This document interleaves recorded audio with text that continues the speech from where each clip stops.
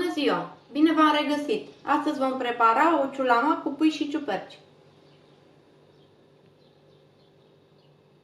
Pentru preparare ne trebuie 4 bucăți de pui cu os și cu piele, 500 de grame de ciuperci șampinion tăiate în felii, 2 cepe, 2 morcovi, o bucată de țelină, o bucată de rădăcină de pătrunjel, 75 de grame de făină, 2 lingurițe cu sare, o linguriță cu piper boabe, pătrunjel verde pentru servit și 5 linguri cu ulei. Începem cu prepararea supei.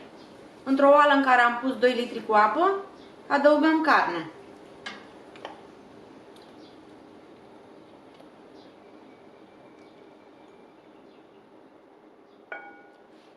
Apoi legumele.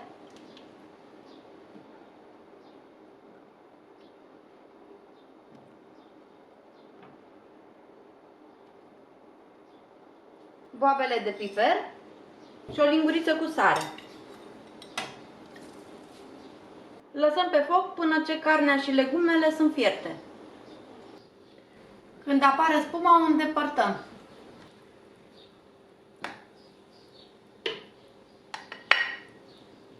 Apoi acoperim oala cu capac și lăsăm în continuare la fiert la foc mic. După ce legumele și carnea sunt fierte, închidem focul și le scoatem pe o farfurie. Legumele și-au făcut treaba, așa că nu le vom mai folosi, folosim doar carnea și supa.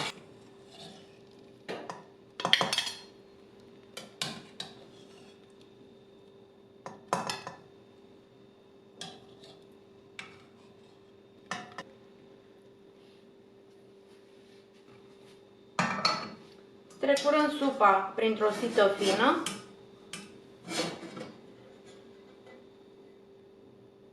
De fapt, printr-o sită cu găuri mici.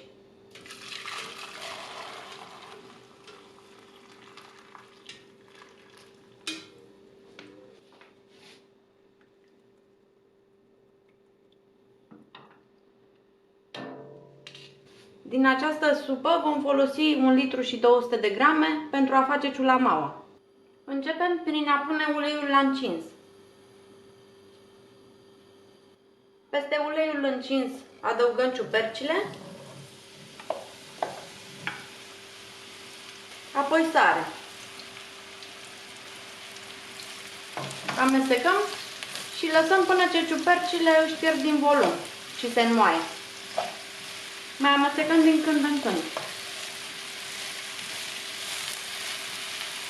După 15 minute ciupercile s-au gătit, acum adăugăm făina.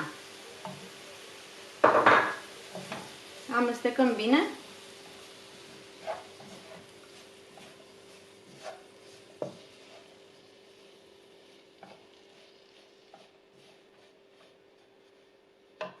Peste făină adăugăm câte puțină supă până ce o terminăm pe toată.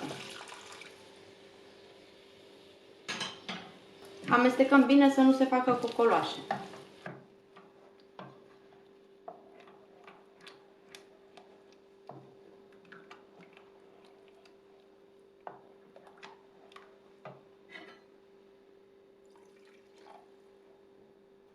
După ce am terminat de adăugat supa, punem și bucățile de pui.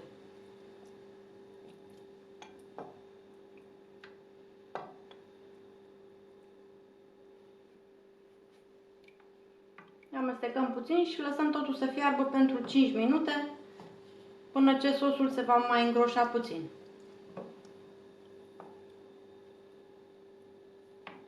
Mai amestecăm din când în când.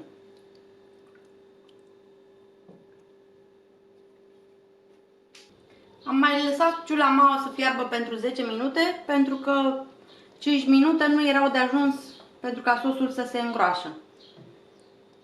Stingem focul, o lăsăm să se răcorească puțin, apoi o putem servi cu pătrunjel presărat deasupra.